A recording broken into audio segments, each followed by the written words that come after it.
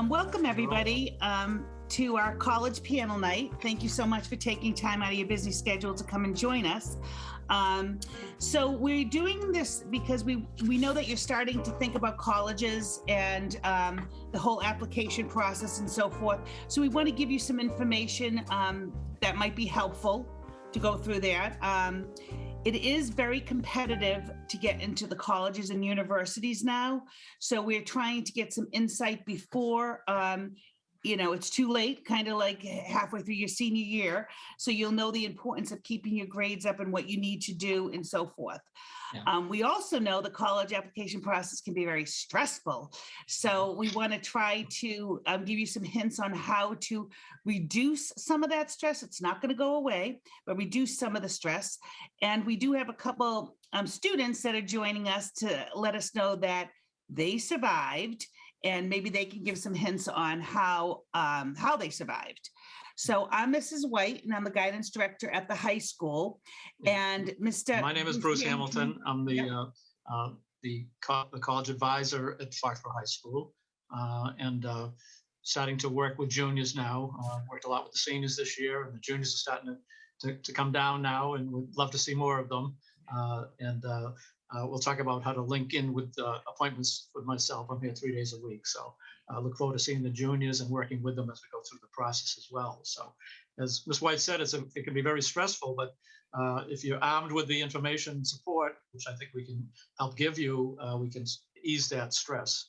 And I think tonight we have a great start for that. And we have a great panel with us, including both 2- and 4-year programs, both public and private schools.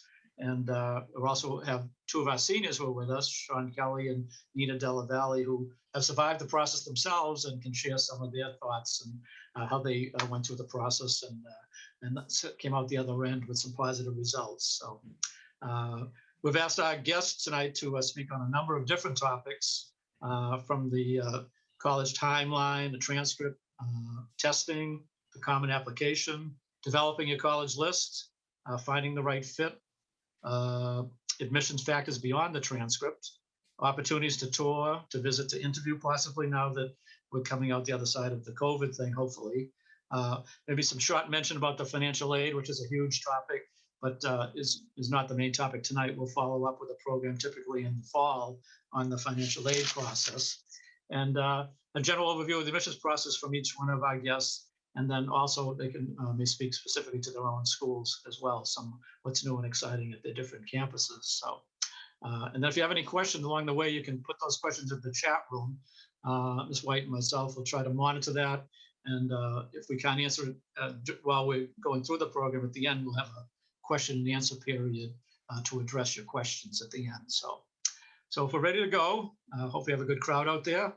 In alphabetical order, starting with the 4-year programs, I'd like to introduce our panel. From Boston College, we have Danielle Wells. From Quinnipiac, Tim Sullivan. From UMass Amherst, Erin Bernard.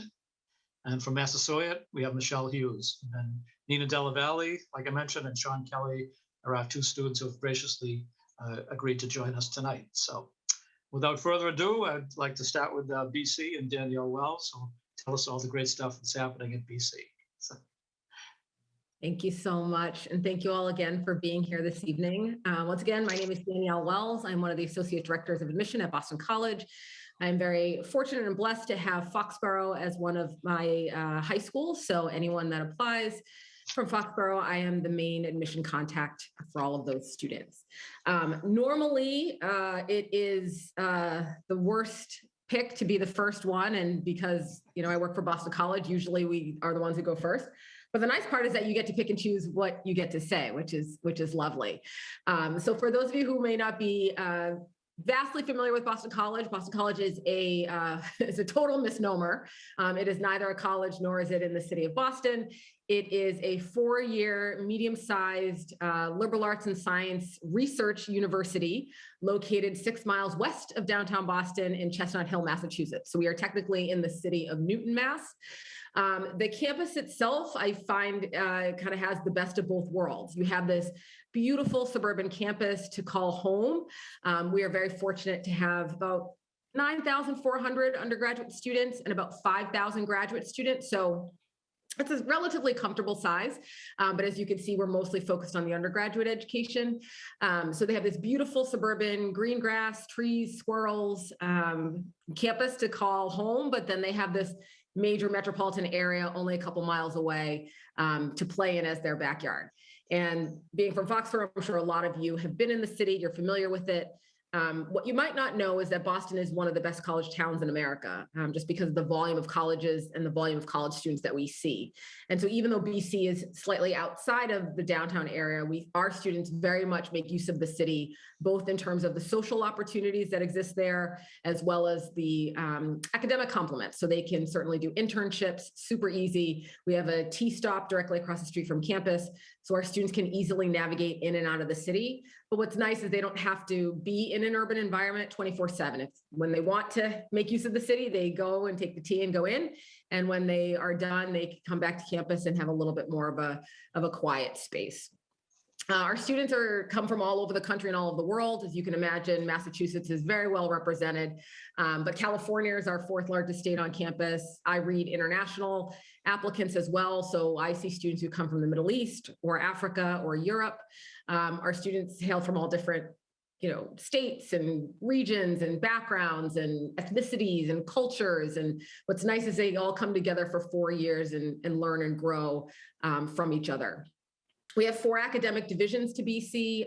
We have a School of Arts and Sciences, which is our largest, and that's where you're going to find the most majors. So that's all of your hardcore sciences, all of your performing arts, all of your liberal arts majors as well. We have a School of Business. We have a School of Education, which also has a applied psychology major, which is our most popular major in that division. And then our smallest school on campus is we do have a School of Nursing as well. What links all of these schools together is because we are a liberal arts and science university, all of our students have to complete a core curriculum by the time they graduate. So they have their area of specialization, which is their major, but then they take this complement of courses throughout the course of their 4 years. They have a lot of freedom and flexibility to pick and choose what courses fulfill what subject areas, but we really feel it's important for them to gain a broad-based education. So they have their specialization, which is their major, but then they have this broad-based foundation as well. What's nice is that regardless of what you're majoring in at BC, you can take courses in any of the academic divisions. You can sometimes double major across academic divisions. You certainly can pick up a minor across academic divisions. So students aren't kind of locked into their one school, their undergraduate school. They can be a student in the School of Arts and Sciences, with a minor in the School of Management. And that's very easy to do at BC. Campus is very community oriented. Most of our students live on campus, so we are highly residential. We have over 300 clubs and organizations, Division I athletics. So a lot of fun and spirited things happening on campus. And then the most unique aspect about us is the fact that we are a Jesuit Catholic university. And being a Jesuit Catholic university is not so much about, requiring everyone to follow a similar faith background. Some of our students come to campus from a wide range of faith backgrounds, and some of our students come to campus with no connection to any particular denomination or religion. What it really is about is giving you a very mission and purpose-filled education, again, that broad-based liberal arts background, but also helping you to figure out who you're becoming as a person, and more importantly, how you can use your talents in a way that's going to make the world a better place. So we very much are committed to issues of social justice. Our students are very active in the community. Over 80% of our student body is involved in service. So a lot of fun things happening on campus, but certainly encourage all of you to come and visit. So that being said, I wanted to kind of just quickly touch upon how do you're starting this whole search process, and how is it that you actually go about it? And I have a few, tips. The first thing I want to assure you is that you are not late. You're not running behind. You're not kind of, missing the boat. This time of year is normally when juniors typically will start their search process.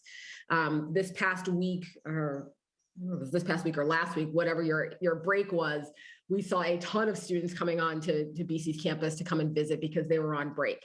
But usually the summer is the big time of year when we start to see a lot of juniors, rising seniors coming and visiting our campuses. I think the first thing you need to do is start with yourself. You need to do a great self-inventory and start really thinking about, why is it I want to go to college? What is it I want to accomplish there? What might I want to major in, or what type of an environment do I want to be in? Do I want to be in an environment where my professors know me and it's small, or do I want to kind of be in an environment where maybe I'm a little fish in a big pond and there's just a sea of people? If you just Google, great questions to ask myself when applying to college, you're going to find a whole bunch of stuff out there. So some real good inventory questions to really get a sense as to what might be some type of environments that might be a good fit for you. I think you are also very blessed to live in the Boston area because, as I said, we're one of the best college towns, if not the best college town in America. And so you can just really start right here in your own backyard. Even if you feel like I want to go to California or I want to go down south, you can go visit UMass Amherst and see what a large state institution looks like. You can go to BU or Northeastern and see what a urban environment looks like. You can come to BC or go to Tufts and see what a mid-range, smaller suburban campus looks like. So you can really start to get a nice feel and flavor. And that can help you when you sit down with your guidance counselor and start to have those conversations about, here are the things that resonated with me. I went to this school and I love the fact that there were all these people running around, or, oh my God, it overwhelmed me that there were all these people running around. And that can help them to maybe make some suggestions to you about some schools to check out. Lots of campus visits going on. As I said, we are welcoming visitors to campus. Spring, summer is a good time. Some schools may have open houses, so that's good to connect with. Talking to current students, if you have any former classmates who are freshmen in college, picking their brain about the places that they go to, maybe some of the schools they looked at. If you have older siblings or cousins, those are also good people to chat with as well.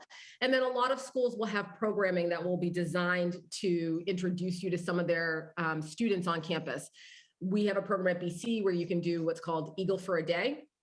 So you shadow a current BC student for about a half a day and you get to have a one-on-one experience. I will also say that one of the small benefits of the pandemic is that a lot of schools started putting on a lot of virtual content.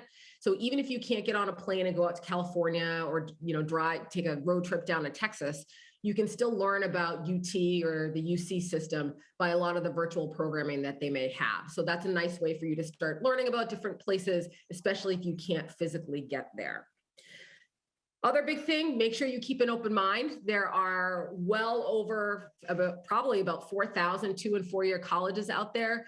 So it's not about finding the one perfect fit for you. It's really about finding lots of different places that you could be happy at. So keep a wide open mind. Look at the schools. If you haven't heard of a school, it doesn't necessarily mean it's a bad school. It's just a school you haven't heard of. And so it's important for you to do your research, whether that's online or whether that's visiting or whether that's through virtual programming. And that will go a long way. And then the other big thing is it's okay to start big and then you narrow it down. And that's what this whole process will be about. As you continue through your junior year, have your conversations with your high school counselors, you make your way through summer and into fall, that big list will start to kind of narrow down into a funnel. And that's when you'll get a smaller list of the places that you actually would like to apply to. So it's fun and exciting. I'm glad you all are starting off on this process because it is a fun experience in a lot of ways. Great. Thanks, Danielle. So appreciate that. And if there's any questions, we can catch you at the end for BC. Then I'd like to introduce Tim O'Sullivan from Quinnipiac. Tim? All right. Thanks, Bruce. Wow. Tough act to follow, Danielle. All of the advice you gave was literally pretty much everything I was going to say at the end of mine as well. So I'll skip that part.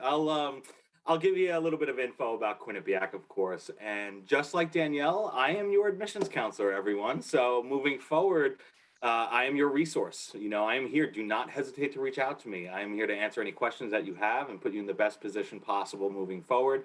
You'll probably get sick of getting all of those emails with this face at the bottom of it moving forward. But like I said, that's what I'm here for. I'm here to help through the process. Have fun with it. It is a long process, but enjoy it.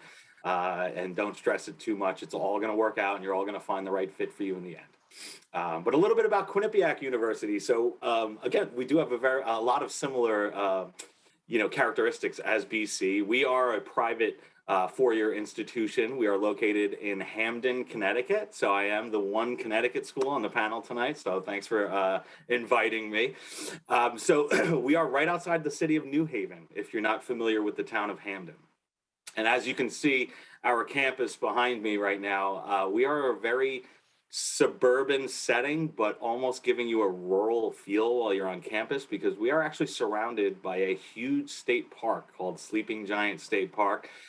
So while you're on campus, and hopefully you all do come to visit soon, just like Danielle had mentioned, most universities are open now for visitors. So we are hosting guests for tours. We are having an open house this Sunday, everyone, on March 6th. If you were not aware and you were interested in Quinnipiac, please go right ahead and register on our website. We'd love to have you. But we'll be doing tons of other options for you in terms of visits moving forward. But while you're on campus, it does give our students and visitors a very beautiful, scenic kind of New England vibe, as you can see behind me. But again, we are in a suburb of Hamden. So right down the road is your traditional shopping centers, restaurants, things that you would see in a traditional suburban setting. But having access to that small city of New Haven really gives our students options in terms of, social life, right? So New Haven's a really popular place for our students to hang out in. It's only 15 minutes down the road, and it's a small urban setting with a college town vibe, because we have, similar to the Boston area, we have a lot of universities in our local area. Southern Connecticut State, University of New Haven, of course, Quinnipiac. We have a small Catholic institution as well called Albertus Magnus College down there. And then I'm sure many of you have heard of that small little Ivy League called Yale that's located right in the heart of New Haven. That's our main rival in hockey for all my hockey fans out there. And we just beat them 4-0 last week in the Battle of Whitney Avenue. So good. Go Bobcats.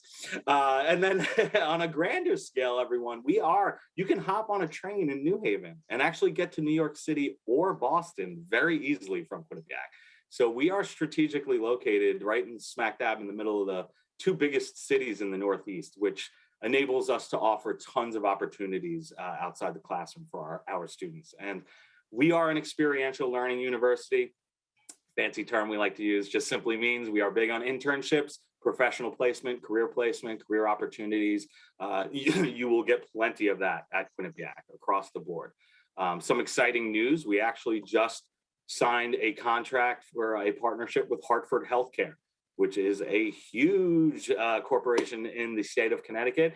And they are going to be offering all of our students internship opportunities and career placement opportunities after graduation.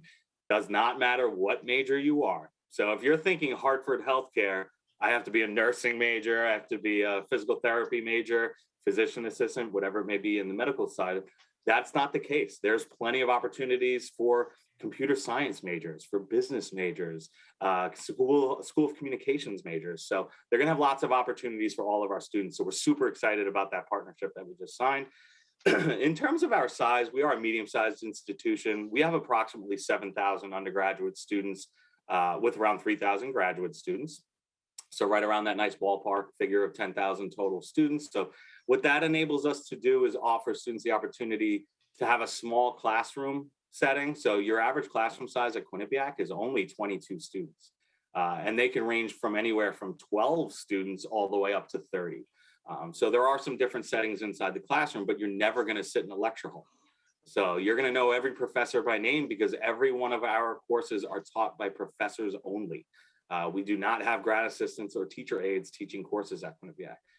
And you also get to develop really great, strong working relationships with your professors at QU, because they also serve as your academic advisors and your career advisors. So we really set up a very supportive, collaborative working environment for our students to have access to all the resources they need, not only to progress through programs the right way, taking the proper prerequisite courses you may need to move forward in whatever program you're pursuing, but also to land those internships, get your foot in the door for potential employment, and really set you up for success after graduation. But outside the classroom, we have a large enough population and community at Quinnipiac to offer you the vibe that you're at a larger Division I level school. We are Division I athletics. We have 21 Division I athletic programs. We also have plenty of club sports and intramural sport opportunities for students. So if athletics is something that you're really passionate about, plenty of that and plenty of cool school spirit. I know I mentioned our hockey program. Many people know us for that. We are one of the stronger programs in the country, and those games are a blast to go to. But like I mentioned, there are 20 other athletic programs at Quinnipiac as well. We have over 150 student-run clubs and organizations, fraternities and sororities, plenty of community service opportunities. So anything outside of the classroom, lots of stuff to get involved with. Similar to what my colleague Danielle had mentioned at BC, we're very involved in active campus at Quinnipiac, and a large percentage of our students participate in all of these things. So it's kind of like the best of both worlds. Outside the classroom, you feel like you're at a larger scale university, but inside the classroom, you're not a tiny fish in a giant ocean. Academically, we have up to 60 undergraduate majors to choose from. Very unique to Quinnipiac. We also offer lots of dual degree accelerated programs, opportunities to save time and money.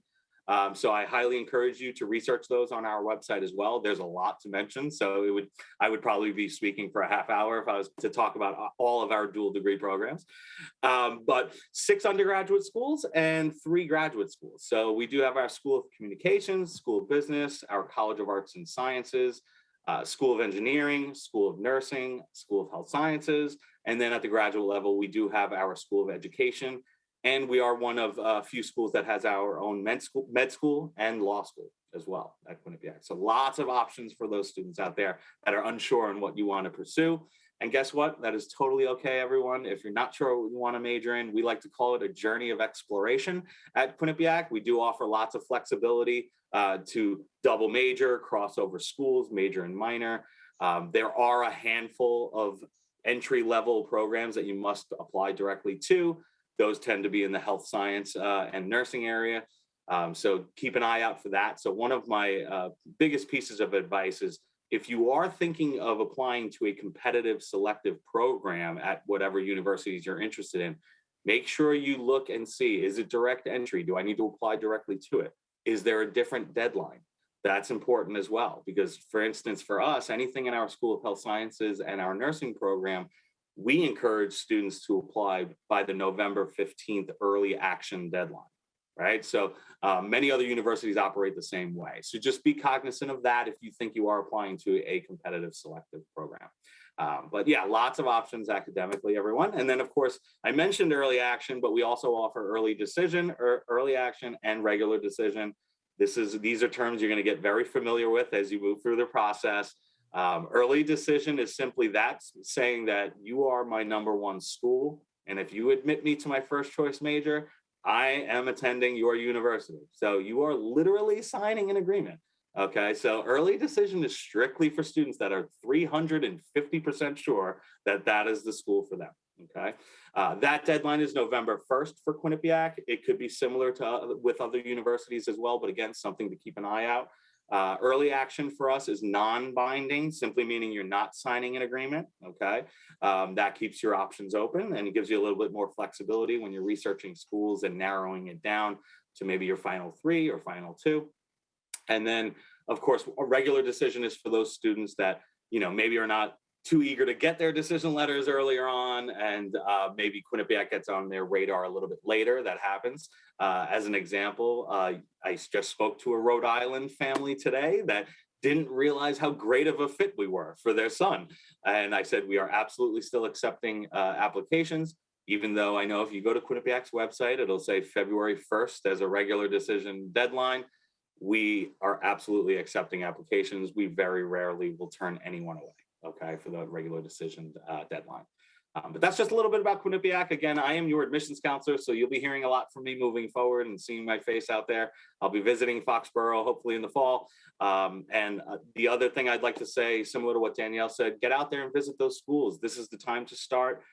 We would love to have you on campus in person, but that's a really great way to get a sense and a vibe for not only surrounding area of where the university or college is located, but the people that work there, the quality of employees, and hopefully you can get to campus. Obviously, summer's a great time to visit, but remember, students are not there. So it's always good to come back then. If you come for a June, July, or August visit, definitely we'd love to have you back in the fall for another event. But yeah, so thanks for having me tonight, and I'll be here for any other further questions. I appreciate it, Tim. Thank you very much. Sounds like a great place. Ready to go back to school. Uh, and again, questions for Tim, we can go back to Tim at the end of the program. And now from UMass Amherst, we have Erin Bernard, Flagship University. So Erin, welcome. Thank you. Danielle, I saw you just had a little visitor. I was going to start mine with a warning that I might have some small visitors at some point. You guys are part of my test group. Usually I bribe them and try to tell them what I'm doing and keep them away. Today, I just snuck out, and hopefully I think telling them they shouldn't come in the room is too tempting. So we're gonna test this out, and just a heads up, when they come in, they're not always quiet. So had to preface that. Well, my name is Erin Bernard. As was mentioned, I have been at UMass Amherst for over 10 years now. I'm an associate director there, in charge of the reading process. So whether that's training, hiring readers, training readers, kind of keeping track of where we are with numbers and majors and what we need and yield rates and all that fun stuff. I've been in a few different roles at the university, though. And so I've managed our tour guides before, and traveled to a bunch of different places. So I have a pretty good knowledge of the UMass Amherst and admissions in general. So I don't want to repeat too much stuff. A lot of the stuff that has been said, and we also have at UMass Amherst. I'll just kind of go over real quick the simple. We are a large research university, public research university. We have about 23,000 undergraduate students, about 6,000 to 7,000 graduate students, located obviously in Amherst, Massachusetts. And Amherst is about 2 hours from Foxborough. I've driven that drive after Patriots games many of times. I think sometimes you can get there in a little under 2 hours, depending on the time of day. But Amherst is a really nice college town. I think that we kind of have a good amount of these schools. It's because we are in the Northeast, but we have a lot of schools in our area as well. I think outside of cities, Amherst is pretty unique in the fact that we do have 5 schools, including ourselves, in a 10-mile radius of UMass Amherst. So please stop. And so it didn't work. Yeah. And so we have a program with these other schools called the 5 College Consortium. And the other schools are Smith College, Mount Holyoke College, Hampshire College, and Amherst College. In the 5 College Consortium, you can take up to 2 classes a semester at any of those other schools, anytime after your first year on campus. And you can eat in their dining halls, you can be in their clubs. We have a lot of programs with them. So it's a very collaborative setting. And we have a lot of students who take advantage of that for many different reasons. But even if you decided not to, you will have students from those other classes in your classes. And so it's a very collaborative community.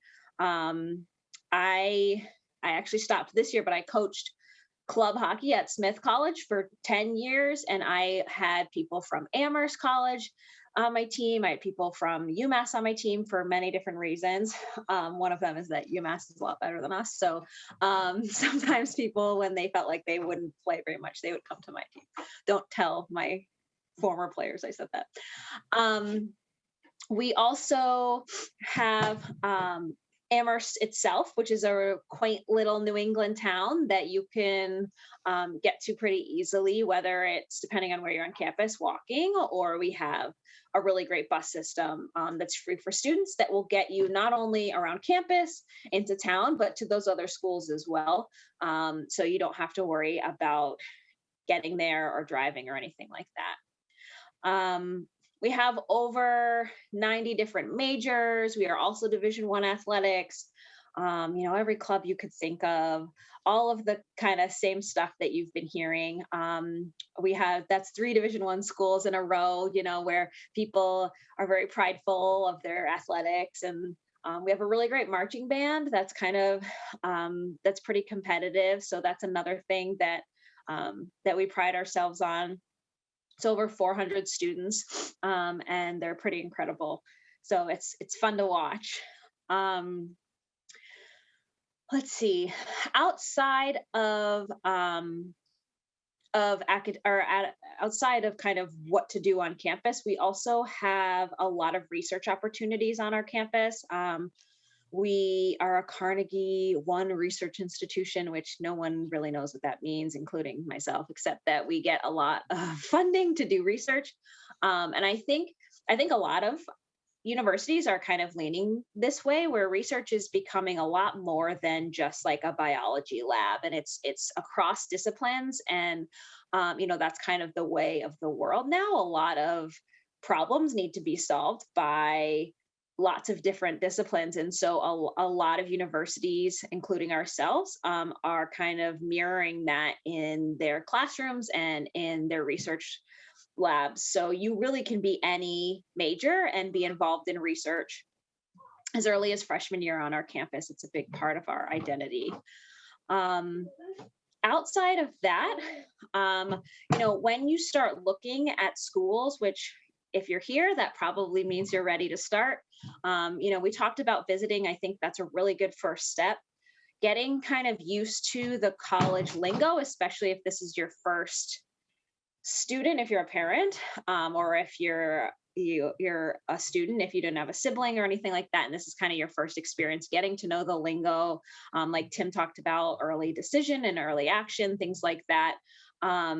It's important to kind of get a feel for that, and it's just, you're going to learn that just by going to like schools information sessions and things, talking with your guidance counselors and college counselors about that. You'll learn a lot of that lingo, which is good, because every school, just to make it easy for you, tends to be different when it comes to like deadlines and requirements. And so it's good to kind of be up on what schools require what, and keep lists, or however you like to organize your information.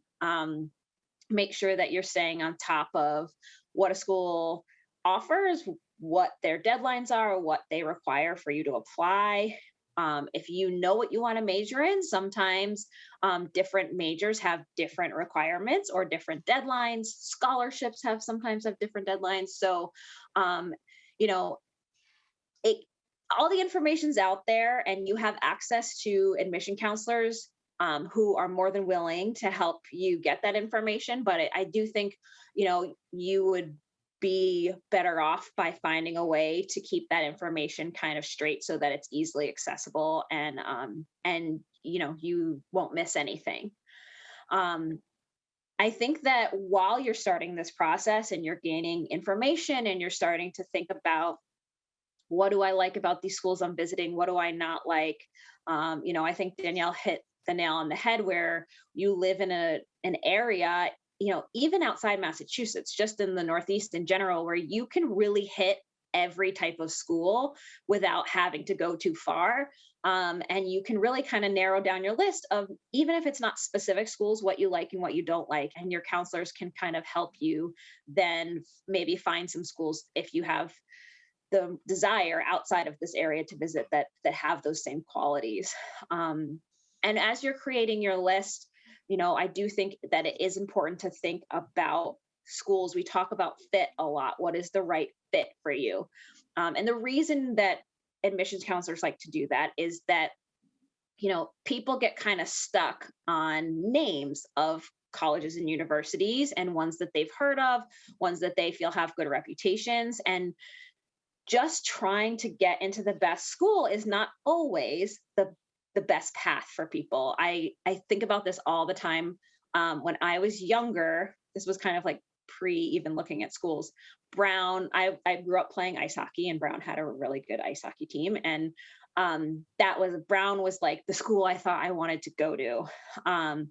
Turns out I wasn't good enough to play there, but I also probably could have got in. But for a while, that was my school. And then it wasn't until doing panels like this that I learned what Brown, their curriculum, what their actual school is like. And I didn't even know any of that. It would not have been a good fit for me. Is it a really good name school and people know it? Of course, but that was not something I would not have have grown there like I did where I went to school. And I just think that that's important to keep an open mind, because you might find some schools that you didn't know you were going to love until you visit them. And I think that you can really, you will know what schools you feel more comfortable at than others. And parents, I implore you to do the same. I was lucky enough to have parents who were like that, but it was my grandmother who would call me up and be like, I thought that was an all boys school. And I'm like, yeah, not anymore, Graham. Like that, I don't even, it's been a while.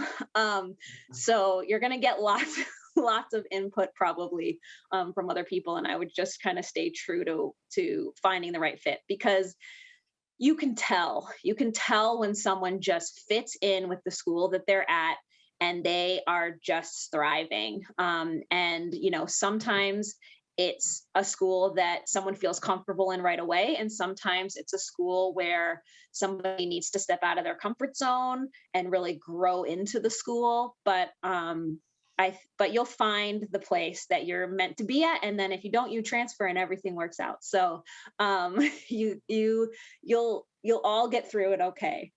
I always like to say, my brothers and sister are quadruplets, and I've been doing this panel for a long time.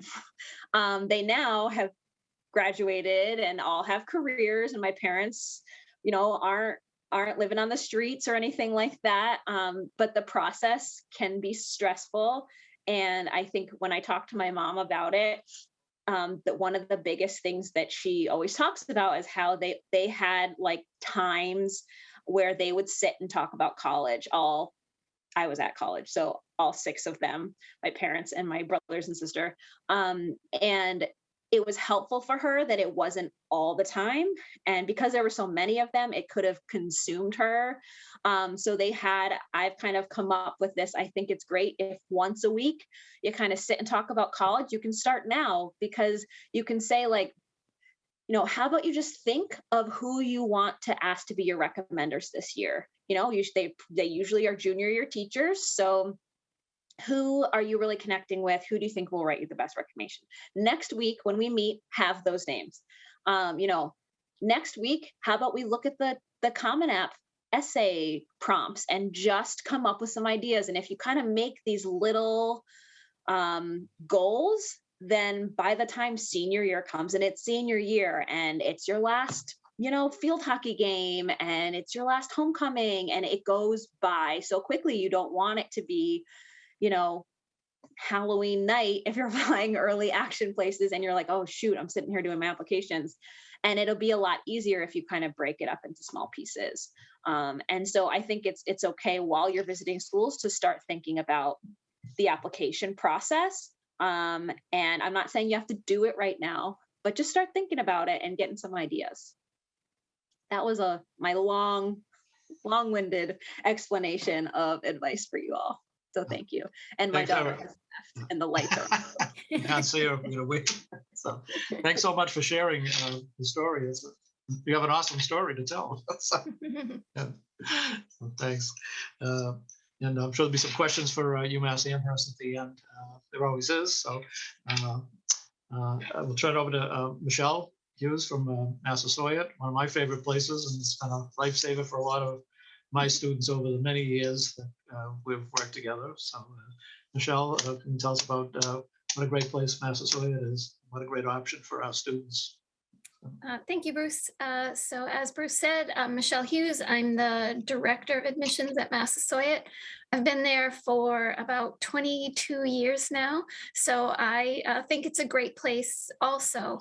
And so for anybody that's not familiar with the community colleges, there's 15 of us spread across the state. So we're first tier of the state college system, followed by the state colleges and then the UMass campuses.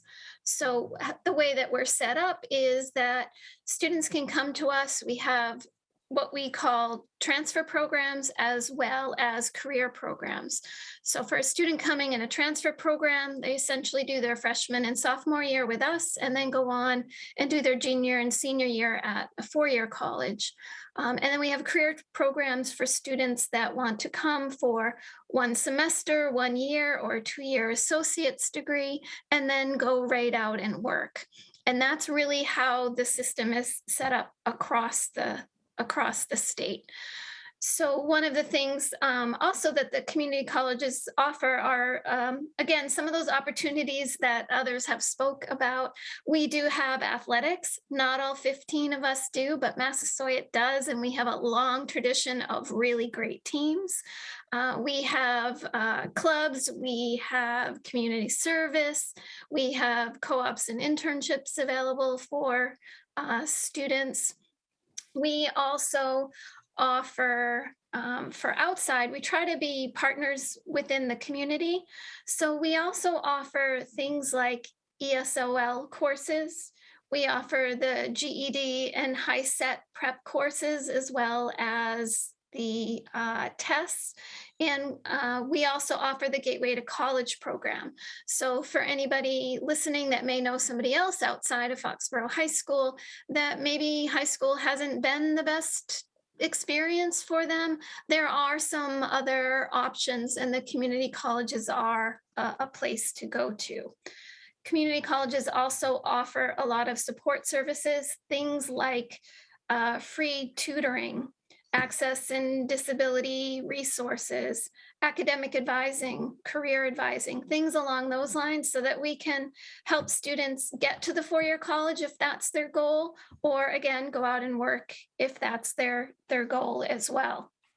And again, as I mentioned, one of those other large goals is to get students to transfer on. So all of the community colleges participate in transfer programs. If you've heard the terms mass transfer and also Commonwealth commitment, those are programs that again ensure that, 4-year completion. They also offer things like reduced tuition and fees if there's a certain GPA.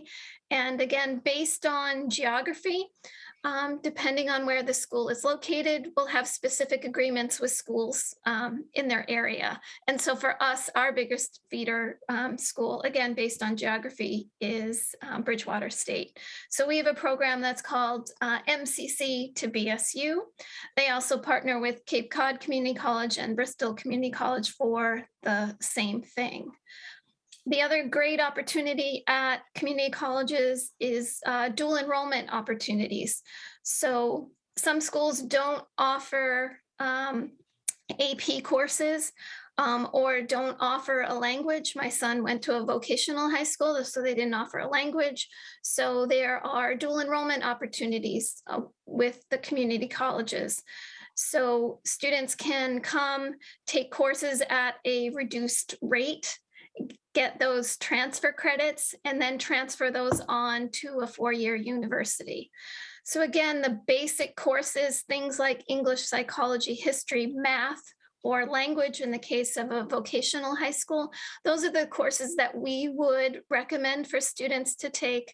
But then we would talk to them on the other end. If they knew what 4-year school they wanted to go to already, we would ensure that that course would be something that would transfer on. So I think specifically for Massasoit, we have 3 locations. We're in Brockton, Canton, and Middleborough.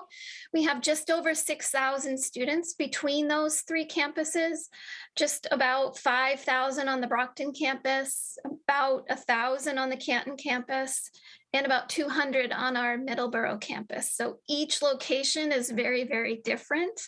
The Brockton campus is the large main campus. We have our TV studio, radio station. We have a theater group that's located. Our athletic facilities are there. We have an indoor swimming pool, a racquetball court, a weight room, et cetera. That just makes it a little bit different than our other campuses. The Canton campus, again, about 1,000 students, 1 main building, and we're located right next to Blue Hills High School. It's a very hands-on campus. All of our programs, things like architecture, heating, ventilation, air conditioning, diesel technology, et cetera, are on that campus. And on our Middleborough campus is our EMS campus. So we offer EMT program and paramedic there. So lots of different offerings. We also have community service, non-credit programs. So if you want to take a photography course, or you want to learn how to quilt or decorate cakes for anybody that's out in the audience looking for something for themselves, we offer things like that as well. We also have courses geared towards 55 and older. And as I get closer to that age, I'm thinking that maybe that should be like 70 and older. We have computer classes, we have an orchestra, we have reading groups. So again, we really try to partner with our community and try to offer as many things as our community may need. The other thing that I would like to add is that we also offer things like honors programs. At Massasoit specifically, we have a STEM Scholars Program. So we have students who are partnering with our faculty. They're studying native pollinators. So it gives students their first step into doing research, which isn't available at some of the other community colleges. We also have a Presidential Student Ambassadors program. So again, for academically talented students that want to work in the admissions office or represent Massasoit at off-campus events, we have those opportunities as well. And for those parents out there, I am also a mom of a senior. So we are finishing up that sort of process. So it is doable. Your student will survive. You will survive. I would say that we started the process probably about this time last year. We probably looked at about 50 different schools, narrowed it down to about 8. And prior to getting to that 50, probably got down to about 20, started making a Excel spreadsheet to keep track of what we looked at and what did that school say and what did they have. My son did a lot of instant messaging and participated in a lot of online chats with admissions counselors. We looked at a lot of virtual tours. We looked at a lot of videos. So keep track. It's a lot easier if you have it either written down or typed out, whatever.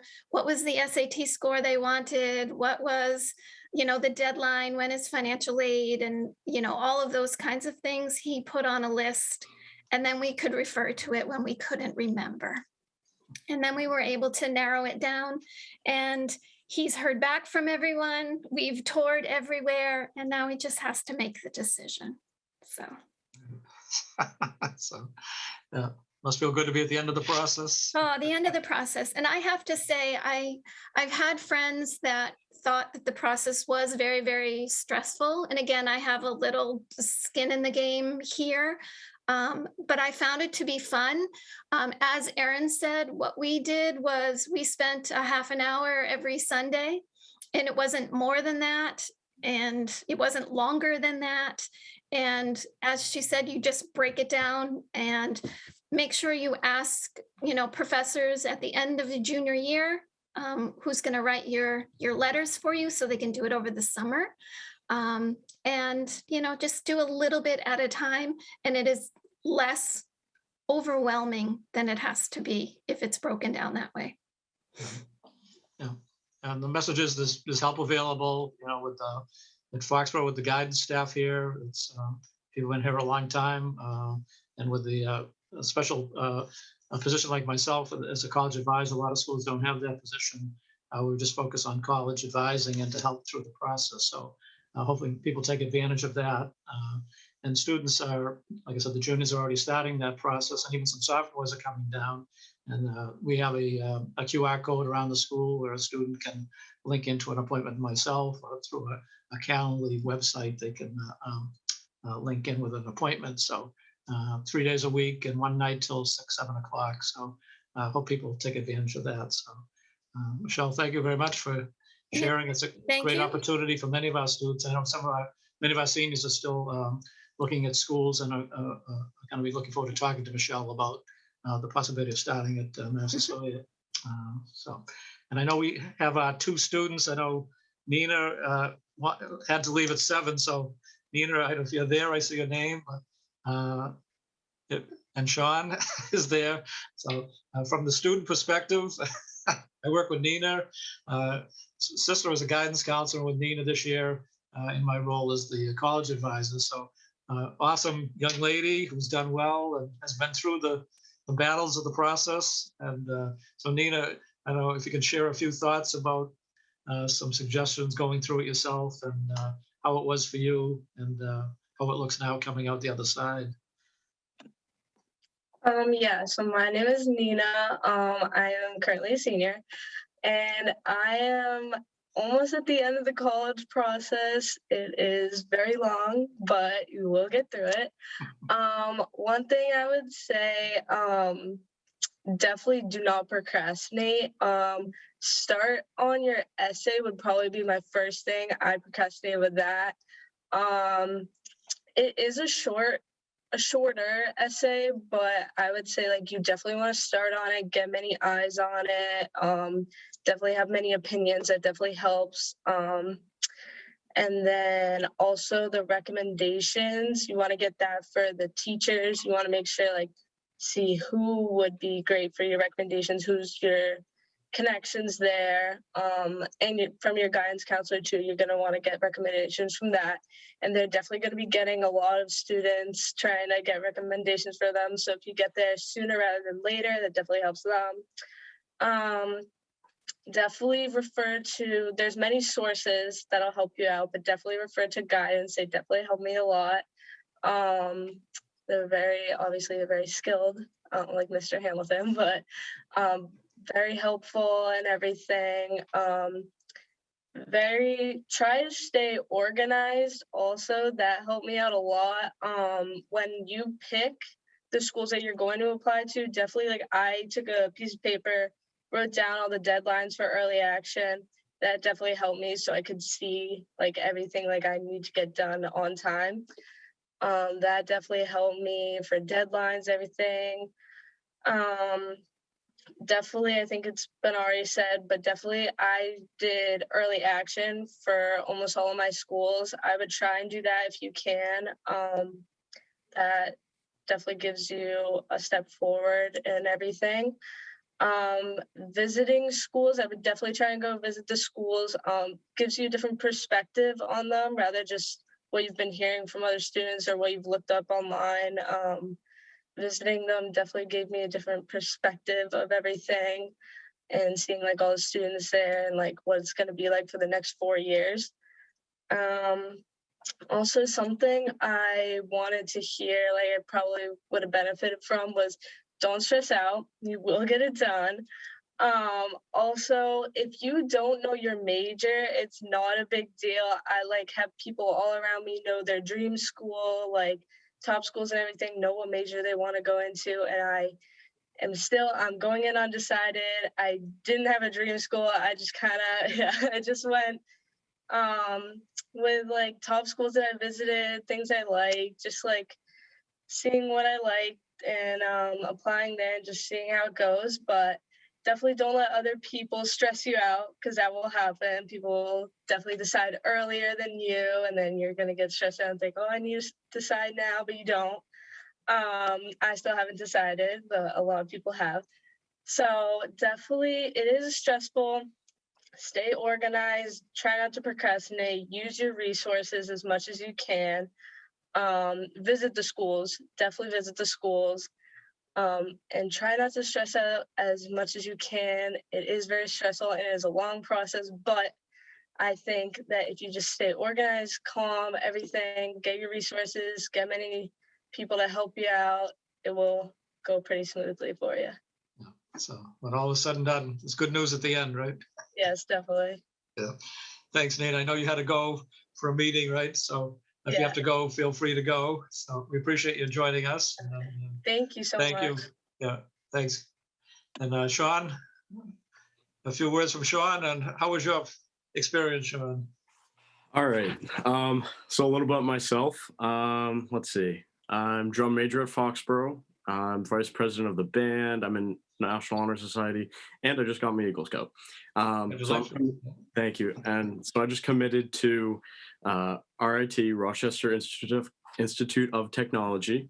Awesome. So I'm very excited for that. I'll be going there for my mechanical engineering degree, and I'll be doing the bachelor's and master's degree together. So if you do decide to be like, oh, maybe I will get my master's, then I'd probably recommend doing it. Obviously, I haven't done it yet, but from what I've done for research, it seems like it's a great opportunity. And so my college application process wasn't it wasn't too bad, the actual applying, but leading up to everything, it was a lot to do. I didn't have a top school going into it. I thought about like Carnegie Mellon. That was a cool school for me.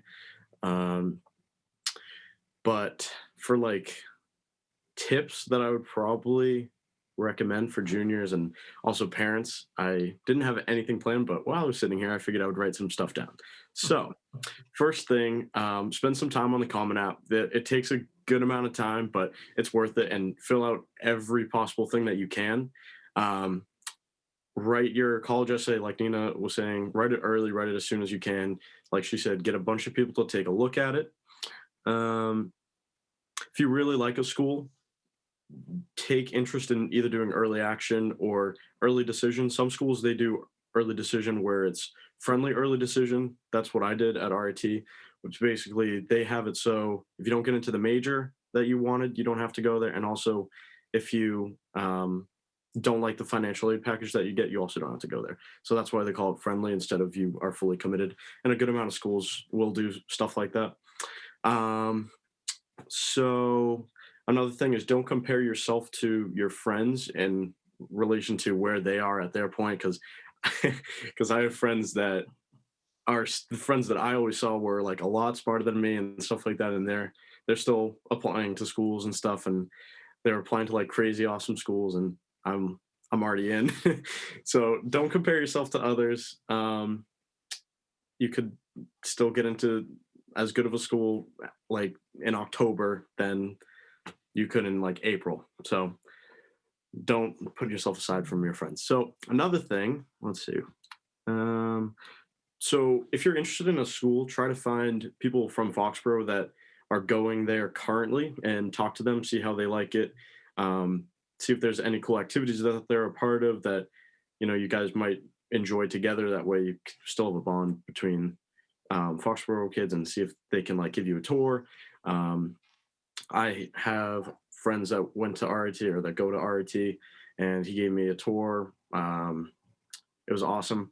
Also, if you don't do a lot of tours in the summer, that's okay. I probably would recommend doing tours in the summer or now, but I did a few tours like September and October, and if you do it, it's totally fine to do it during the school day as well, because you are more likely to get a more personalized experience, because there's a lot of kids that are in school and their parents might not let them go and visit, but I was the only person on the RIT tour, and it was really eye-opening because I got to ask every single question and take as long as I wanted. So I recommend that. Just take a lot of tours. Even if you're not fully interested in a school, you might as well. It's a few hours and you could really like it, and it could end up being your school. When I first went to RIT, literally stepping out of the car, I was like, wow, I really like this, because I toured two other schools before that, and I was like, okay, this is okay. Let's see.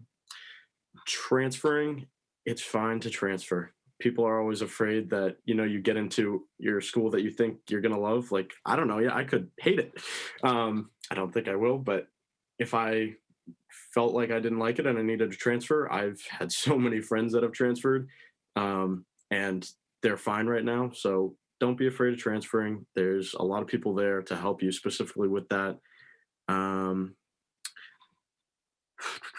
What else do I want to talk about? For kids that are doing like music stuff, obviously I'm like big with music. A lot of schools, this was a big question that I wish somebody had answered for me. You don't have to always be a major or minor in music. That's just putting that out there. You can still do like bands and all that stuff for the most part. Depends on the school though. Another thing, have safety schools. So some of my friends are, they didn't necessarily choose the best schools for safety schools, and I would recommend to have a few of those for sure. And then if you do know what you're looking to do, like I wanted to do engineering for a long time, you can always look up schools that have good programs with engineering. And then you can also try to find another thing that you're interested in at that school, just in case you find that you might not want to do that program when you're there. And that way you don't have to fully transfer schools. You can just switch up your majors. A lot of schools have more than one great program at them. Have a good long list of colleges, even if you're not fully considering all of them, just have a list. First half of senior year, it's gonna be different for everyone, but most likely it's gonna be challenging. There's a lot that goes on academically, as well as, you're worrying about colleges all at the same time. And if you don't do too much stuff over the summer, it could be more challenging. So try to do a lot over the summer, just to take some of the burden off. And then last piece of advice, just general thing, is try to have a resume for yourself. Just start writing stuff down, everything that you've done so far, because that'll help you with your Common App. That'll help you with if you want to apply to a job. That'll help you if you're applying to scholarships, which I highly recommend. That'll be much later on. But just try to write as much about yourself as you can. That way you don't have to like do it all at one time. But I think that's everything that I wanted to talk about. So Thanks, Sean. Yeah, awesome advice there. You had a lot of great advice for everyone out there. So we appreciate that. Thanks for sharing, and good luck at RIT. Should be a great place. So I think that's everybody. Ms. White, do we got any questions that you saw? Or did we see any questions for the group?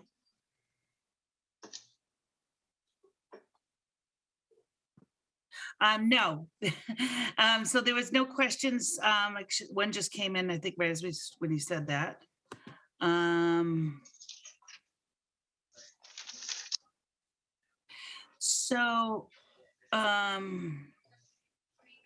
Okay, so a couple things. So we have one student who is very interested in Massasoit, and I can pass you her name, Michelle, if you'd like. And another question says, do they work on essays in English at the high school junior or senior year?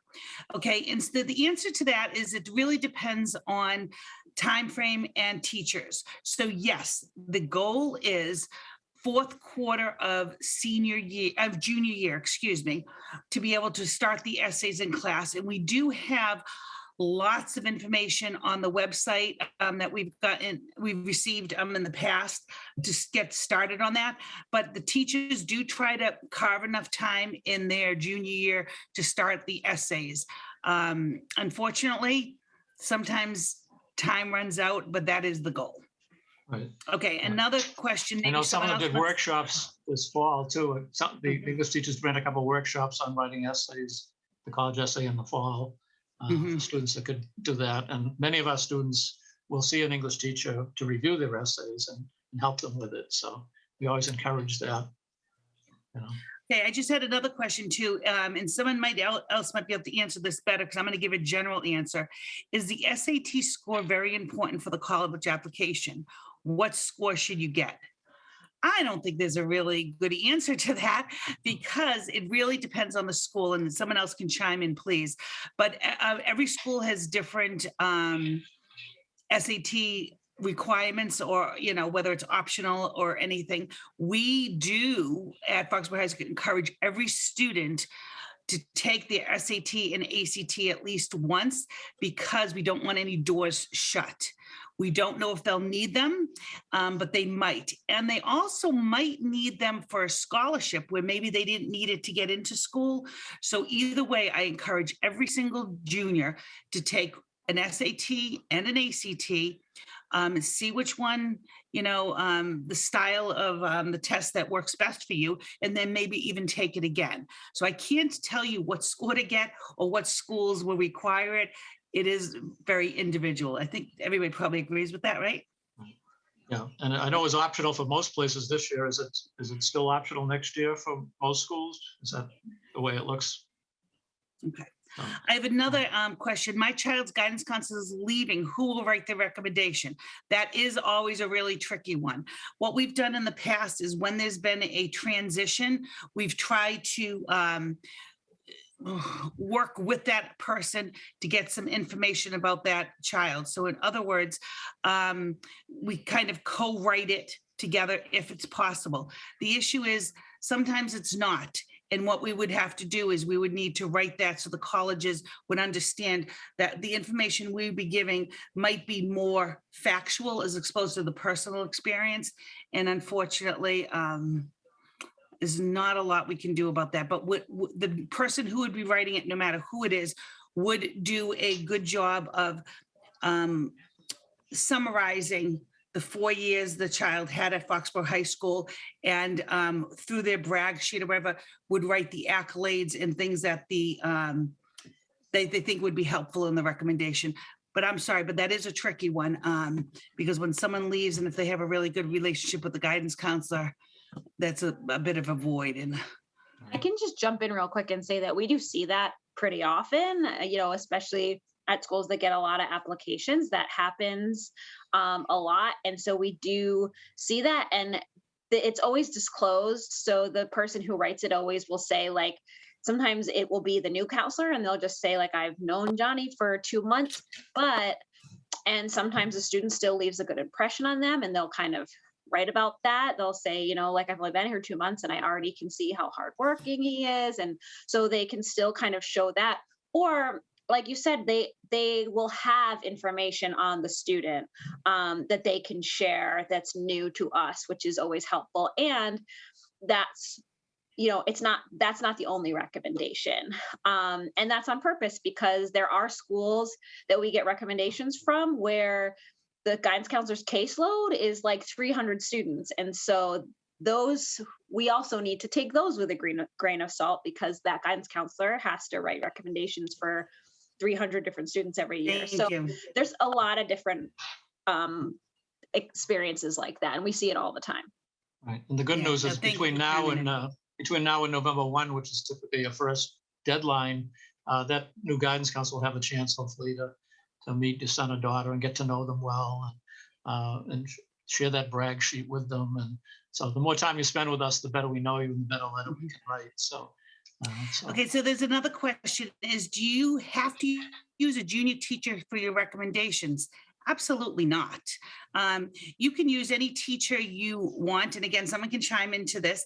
I always say to choose a teacher that you have who really knows you as a student. And it could be the class that you struggled in and it showed perseverance and you stayed after school and that teacher really got to know you and your work ethic and so forth. It does not have to be a junior teacher by any means, but it should be a teacher that knows you pretty well. Does anybody want to comment on that, or are we good with that? I don't know. Sometimes this can be a senior teacher that they've had before. If they had that same teacher as a freshman and sophomore, and again as a senior. So sometimes that person is a great person who's known them well. So, right. Yes. Thank you. Okay. I have another question that says, do the kids take the SATs through the school or on their own? So it's a tricky one because we really value in-class time at the school. So we try not to have students being taken out of class too much. So we have them do it on Saturdays, the SATs and the ACTs. Now it is at the high school. We have like 4 dates that are at the high school that they can take them, but they are the Saturday dates. We do not take them out of school to take it. We do, however, do the pre-ACTs and the pre-SATs in the school. And we've already done those this year. We do those for sophomores and juniors just to get an idea of what these standardized tests will look like. But then when you go take the real one, it would be you sign up online for some Saturdays. And they can be anywhere, but we do offer them at the high school. You have to sign up on your College Board account. Yeah. There is a fee involved to pay for that. And there's fee waivers available too if people need a fee waiver. And Okay. I think it's offered here on May 7th. So that's a very popular date for our juniors to take their first SAT in May on their home turf. So they can take it right at Foxborough High School. The next one, how much does it cost to apply to colleges? I'm guessing each college sets its own fees, and that is absolutely true. In some schools, you might even get a free application. So you can do that. But yes, every college, and people can answer this, every college fee is different. What we do want you to know is that if there's a financial struggle at home, please make sure your guidance counselor, it's anonymous, but make sure your guidance counselor knows so that we can help you get some waivers and things like that to apply to school. Because we do not want you to feel like you can't apply to school because you can't afford the application fee. Does anybody want to tell how much their school costs to apply? Because I don't think I know. Sure, I'll chime in there. But yeah, so at Quinnipiac University, it is a $75 application fee, but guess what? We hand out application fee waivers, just like Mrs. White had just mentioned. So don't let an application fee deter you from applying to a college. That's what admissions offices are there for. So many students qualify for an application fee waiver. All it is a simple email to that university saying, can you provide me with an application fee waiver? Sometimes it's based off of financial circumstances, like Mrs. White mentioned, but also if you come to Quinnipiac and you visited already, and maybe you did an interview like we were talking about earlier, whether it be virtual or in person, what we like to call that in admissions world is demonstrated interest. Okay, so that's something that we will hand out waivers for as well. So there's lots of things and lots of factors involved with giving out application fee waivers. So again, don't let, if you see an application fee listed for a specific university that you're really interested in, don't let that deter you from applying, whether or not the cost is too much or not. Reach out to the admissions office. That's what we're here for. Thanks. Okay, and I have another question. Does it matter if you take the SAT or ACT? And the answer is absolutely not, okay? All schools take both of them equally. In this region, people tend to take the SATs because that's what we grew up in, the little old school. But ACTs, and if you live in California, everybody takes ACTs, more often than the SATs, but they're both equal. It's just a different style of testing. And so that's why we ask you to do both, because certain ones just might work better for you. Bruce, did you have anything to say on that? Yeah, we usually recommend that the students take an SAT and an ACT, and whatever one they felt more comfortable taking or did better at, take that a second time. Because a lot of schools will super score. We'll take the high from two different, the verbal and the math. So I think if schools super score, it's worth taking it again, because they'll take the high, two different tests from the high verbal, the high math, and combine that as the high score, and then super score the ACT in many cases as well. So if that's the case with everybody, that happens quite a bit. So take it a second time if you feel good about either one of the tests. So. Yeah. Okay, so that's all we have in our Q&A for now. But parents that are still here, if you do come up with other questions, so feel free to email the guidance counselors. And if we don't feel comfortable answering it, we'll send it on to the panelists, and they're the experts, and they will do a good job answering it. So. Yeah, the thing is, get in touch with us, make use of the guidance and my position as the college advisor. I'd recommend, if you haven't yet, the students should be on Naviance. We have a great tool called Naviance to help with the college search and to keep track of colleges and to do career investigation to try to find a major or career area, a resume builder. There's lots of useful information on that Naviance, and every one of our students has access to that program. And we use Naviance in combination with the Common App to send information to the colleges when a student applies, the transcripts and recommendations. So students should be getting familiar with Naviance. And if not, that's another reason to come see us soon make sure they get on Naviance. So And someone just asked that question about looking at careers and how can students start it even at sophomore year. And yes, going through Naviance is the way to go. there's a career inventory on there that can help and some information on different careers. So Right. good place to start for sure. Yeah. So is that it for questions, I think? So, Yeah. well, we'd like to thank everyone, thank our panel and our students for joining us. I think some great information, some valuable information, and some great stories that everyone brings to the table. So we appreciate you sharing and your time. And hopefully the program helps jumpstart students and parents out there to start the process. I think the message is pretty clear: to start sooner than later, to avoid the stress senior year.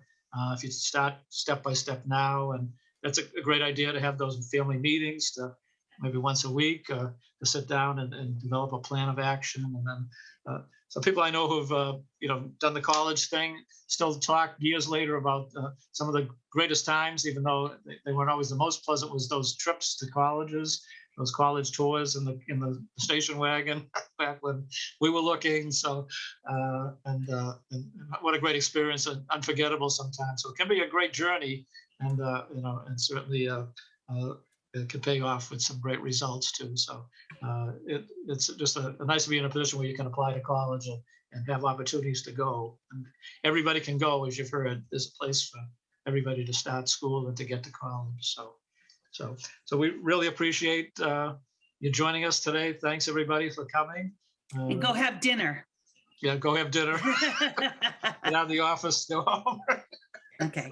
Thanks, everybody. We'll see you. Thank Thanks, you. Mike, for Thank setting you. it up. Thank you, everyone. Appreciate it. Thank you. Bye-bye. Bye-bye. Thank you. Good Thanks. luck, everyone.